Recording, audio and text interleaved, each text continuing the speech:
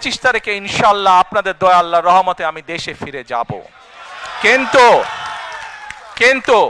এখানে উপস্থিত, এই ঘরে উপস্থিত প্রত্যেকটি মানুষের কাছে আমার অনুরোধ, দয়া করে কেউ আপনারা এয়ারপোর্টে সেদিন যাবেন না।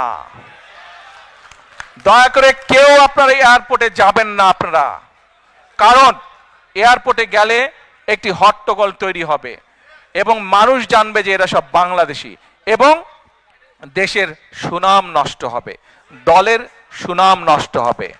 যারা এয়ারপোর্টে যাবেন না, যারা সেদিন এয়ারপোর্টে যাবেন না, আমার আজকের এই অনুরোধ যারা রাখবেন, আমি ধরে নিব তারা দল এবং সর্বোপরি দেশের সম্মানের প্রতি মর্যাদা রাখবেন।